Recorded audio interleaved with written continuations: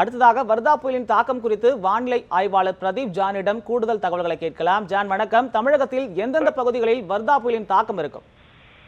Sir, இது சென்னை மற்றும் காஞ்சிபுரம் மற்றும் திருவள்ளூர் மாவட்டங்கள் மட்டும்தான் தாக்கம் இருக்கும். அதுக்கு கீழே அவ்வளவு தாக்கம் இருக்காது.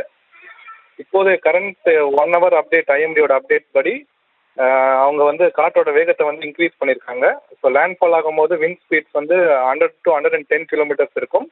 கஸ்ட் பார்த்தீங்கன்னா 120 கிலோமீட்டர்ஸ் இருக்கும் என்று அறிவித்திருக்காங்க. ஸோ இது in line with other models தான். ஸோ லேண்ட்ஃபால் ஆகும்போது இது இப்போ தீவிர புயலாக இது கரையை கிடைக்க போகுது. ஸோ அதனால எல்லாருமே லேண்ட்ஃபால் டைம்ல வெளியில வராம வீட்டில் இருந்தாங்கன்னா அதுவே சேஃபா இருக்கும். நிச்சயமாக சார். புயல் கரையை கடக்கும் பொழுது காற்றின் வேகம் மற்றும் மழையின் தாக்கம் எப்படி இருக்கும் என்று எதிர்பார்க்கலாம்?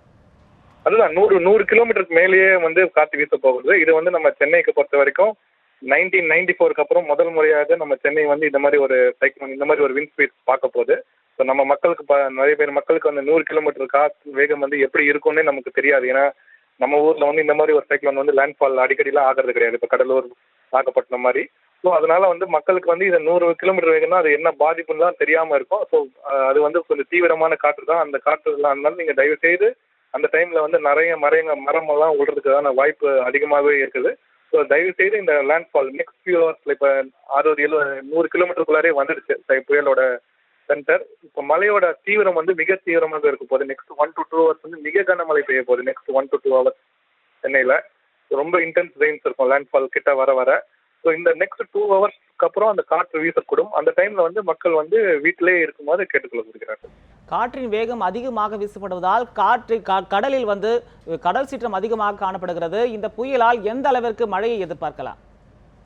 மழை இது வரைக்கும் பாத்தீங்கன்னா 60 எம்எம்ல இருந்து 70 mm சென்னை அக்ராஸ் ஆவரேஜா ரெக்கார்ட் ஆயிருக்கு. பட் இந்த கம்மிங் இப்போ நான் சொன்ன மாதிரி மழையோட அதிகம் இப்போ ரொம்ப அதிகமாக காணப்படும் நெக்ஸ்ட் 1 to 2 hours. ஸோ இதுவே பார்த்தீங்கன்னாலே ஒரு 100 mm வரைக்குமே சில டைம் வரதுக்கு வாய்ப்பு இருக்குது. ஸோ நெக்ஸ்ட் 2 to 3 hours மிக கனமழை பெய்ய வாய்ப்பு உள்ளது சென்னையில்.